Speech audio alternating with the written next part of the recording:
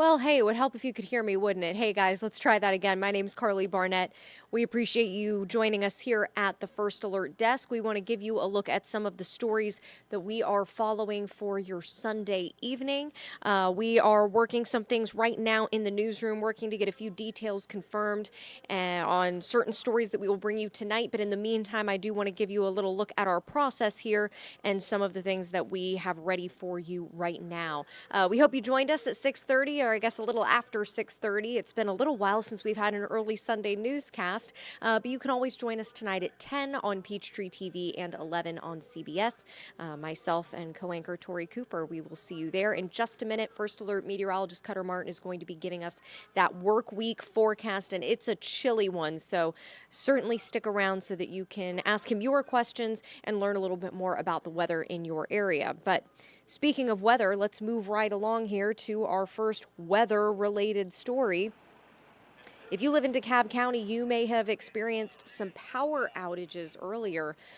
You may still be experiencing them now. For those who are joining us, though, I have a feeling that is not necessarily the case if you're able to view us. But DeKalb County residents finding themselves without power earlier today, and it was after some strong winds brought down a tree, one of those near Boring Road and Columbia Parkway. Our Atlanta News First reporter, Yasmina Alston, was out there. Parts of Boring Road and Columbia Parkway were blocked because of that tree falling due to possibly strong wind. Now, power outages, of course, frustrating, but neighbors there also saying this isn't actually the first time it's happened, and that several dead trees have fallen in their neighbor's yard. The neighbors that Yasmina spoke with hoping that this problem gets resolved, certainly for their safety. Yeah, you can see it right there as they are continuing to work on those tree branches, get them out of the way, and get people there safely. This video from a little bit earlier. So the next thing I want to bring up is this Georgia power outage map. So we're actually looking at this in real time together because we wanted to see what the latest was. All right, let's go ahead and look at that full outage map again. What we were looking at before was in DeKalb County. All right, it's looking at least slightly better than it did earlier. We had much more in the surrounding metro area. It looks like much of that right now is kind of focused over here near Panthersville. Looks like maybe Lakeview Estate area as well. So if you have any questions, comments, or concerns, you can certainly check the outage map as well. Let's see. Looks like maybe something going on not too far from Smyrna, not too far from Brookhaven. But hey, this is an improvement from what we saw a little bit earlier. So if there is good news to report, that is one element of good news right there. All right, taking you now to this next story. Our reporter Bridget Spencer worked on this for us, and a family may have at least some semblance of closure this evening, at least her loved ones. This is after a murder suspect out of Clayton County was found in Las Vegas, and we spoke to loved ones of the woman who this man is accused of killing, who say that, yes, they do have some feeling of resolve. However, at the end of the day, it is not going to bring their loved one back. Bridget Spencer spoke with them. She has their story to share. There's no shortage of kind words for Georgia Hester to share about her girlfriend, Monique Miles. Yeah, she was funny, she was outgoing, she was a social person. Clayton County police say the 34-year-old was shot and killed on Richard Road in Conley back in July of 2022. Her alleged killer, Charles Wise, just now captured in Sparks, Nevada. It's cool that he out the streets, but I'm still, feeling what I'm feeling, though. It's still, you gotta know, she gone. Hester says she was there the night of the shooting. In fact, she says she was also hit. Police say there was some kind of argument before shots were fired. She tried to stop him from shooting me, so he started shooting her. Like, she got it off of me. The U.S. Marshal Service got word that Wise may be hiding in Sparks. He was booked in jail there, where he sits still, waiting to be extradited back here to Georgia. Hester has been hoping for this day for a year and a half. I done been up to the detective place a couple of times, just asking them what's going on.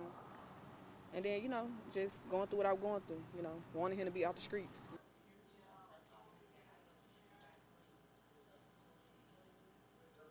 There's no... So certainly some mixed emotions there. Again, glad to be seeing in their minds some form of justice. However, obviously still feeling that very devastating loss this evening. We didn't have that update for you by the first alert desk time yesterday, so I did want to update you guys this evening as far as the latest with that news that our reporter Bridget Spencer was working on.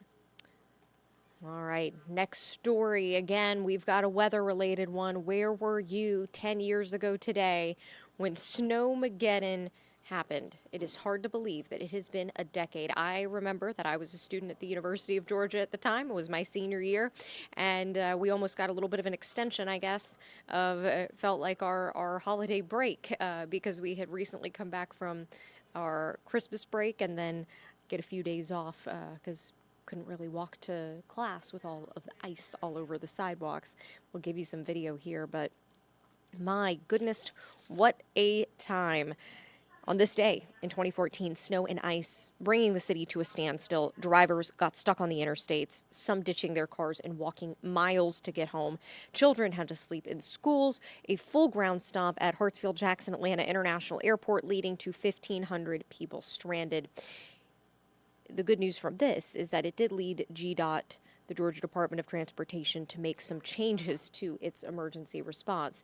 Certainly, we are not always prepared for situations like this here in Georgia, so definitely a shock when something like that happens here in the metro area. I'm curious if you all remember that, if you remember specifically where you were, what you did. Hopefully you are not one of those people who was stranded on the interstate or at the airport or just stranded, period. But the good news is we don't have any snow in our forecast. It is going to be cold, though, so let's go ahead. We'll bring you to a live look outside. I say that, snow is fun when it's pretty to look at, but not when you actually have to do things in it, right? When you actually have to go to work, go to school, things like that. Let's go ahead and look outside right now. Looking like a nice night over the city of Atlanta, but I know that it's chilly if I step outside, Cutter, right? And that is going to continue throughout the week. Yeah, it is. Kind of a taste of winter once again. Cool, chilly air, cold air, whatever you want to call it, settling back into North Georgia and Metro Atlanta. So certainly we do have a transition period that is well underway. Yesterday we were very mild for this time of year, so in the mid-upper 60s. Last night, yesterday evening, that is when the chill started to roll back into the city of Atlanta, the Metro, and all of North Georgia. And here we are this evening, still tracking much cooler conditions across the area, and that will be kind of the precursor of what is going to be a chilly week across North Georgia and Metro Atlanta. Now, nothing abnormal for this time of year. We're talking high temperatures, an average to the work week of low to mid 50s, but occasionally with more clouds, it's going to feel even colder. We may struggle to hit 50 by midweek. We'll have times of wind, times of clouds, not the sunniest of weeks ahead.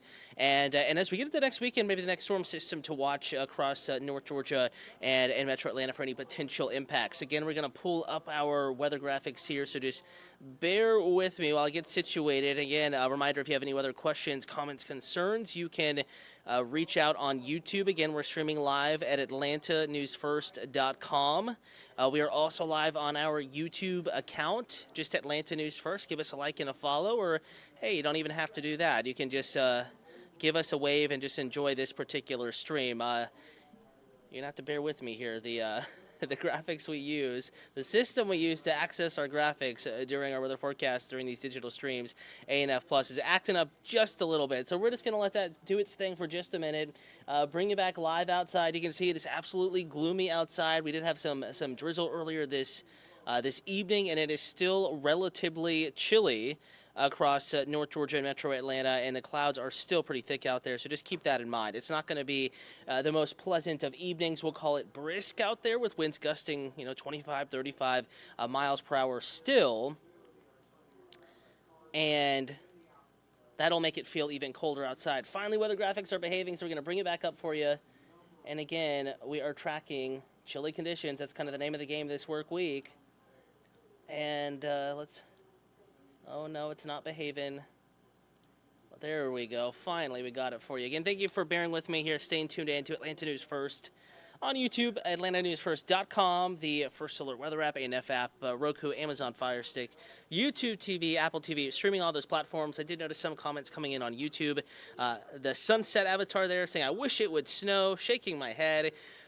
We are not yet done with winter. We are still relatively early in the winter season. There's nothing to hang your hat on as far as an opportunity for snow here in North Georgia, but it's still early and we still have some opportunity, so we'll be keeping an eye on it. And of course, we'll give you the first alert if it does look like we're expecting winter weather down into the city of Atlanta.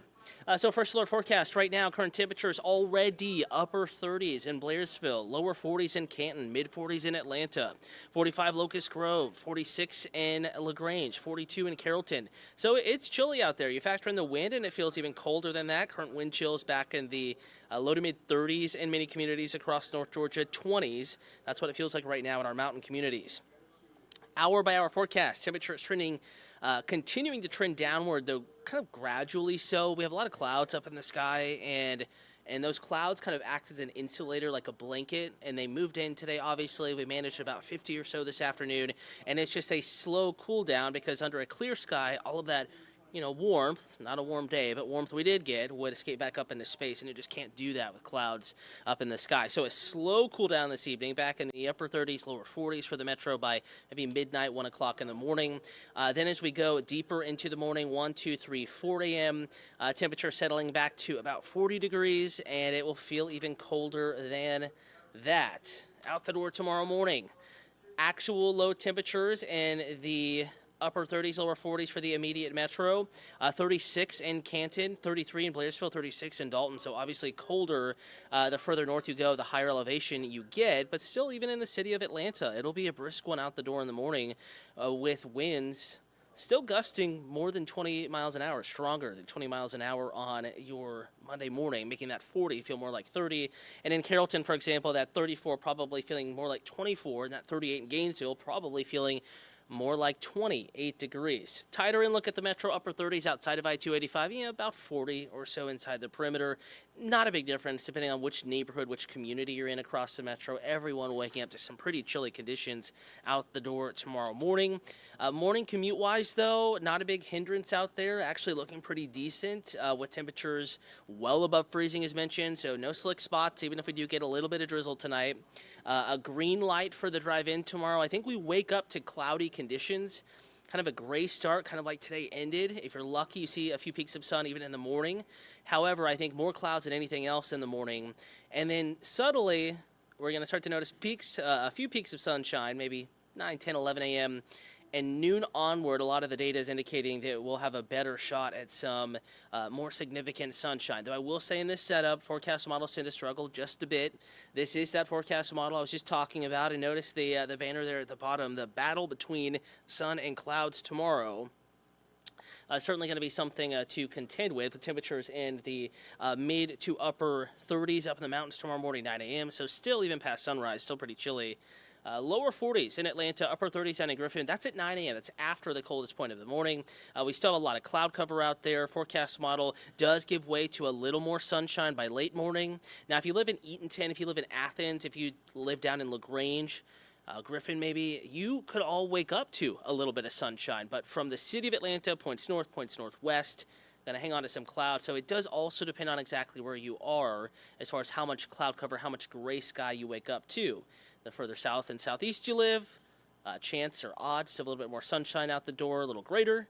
The further northwest you live, northwest Georgia, Floyd County, Chattooga County, on up to Blue Ridge, up in Fannin County, probably a little harder to squeeze in any real significant sunshine early in the morning. However, this forecast model does give way to nearly complete sun by afternoon. I think it's a little overzealous with how much sunshine we're going to see.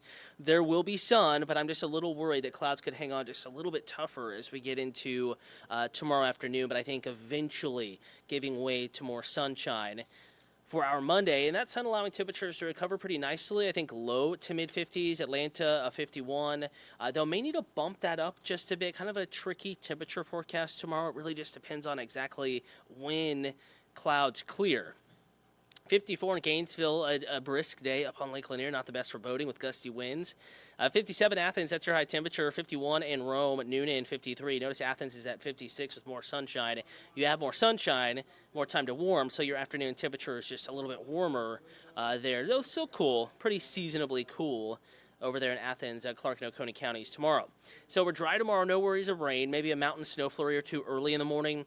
Tuesday into Wednesday, another little ripple in the atmosphere, storm system approaches. This is not a big rainmaker, but it could bring some sprinkles, spotty, very light rain into the metro Tuesday evening, Tuesday night, and early Wednesday morning.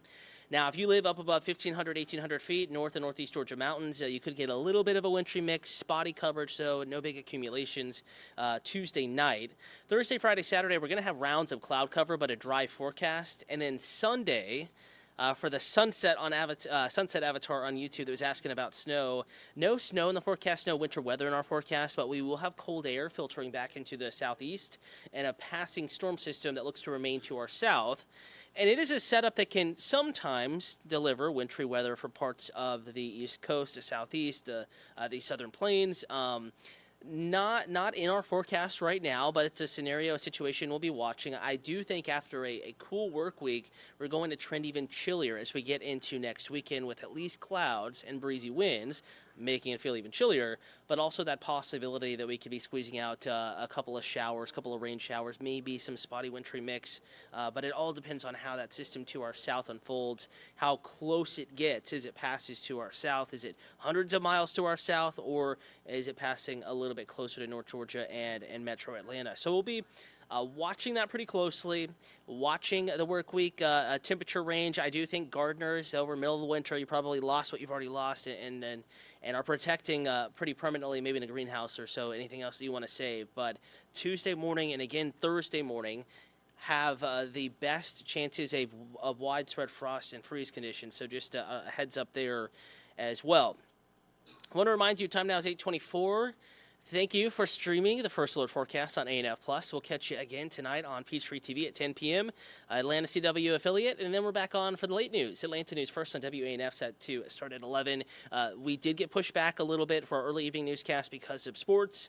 We were preempted and hoping we go on time, but there is that possibility we go on just a little late. And in that case, if you can't stay up with us, you can always get the First Alert Forecast at AtlantaNewsFirst.com and in the First Alert Weather app. Again, have a wonderful last little bit of your Sunday evening. We'll leave you with the live, kind of gloomy and cold look outside. First Alert Forecast, it's a battle between clouds and sun tomorrow. Cooler work week ahead. Again, that 10-day forecast is available right now in the First Alert Weather app.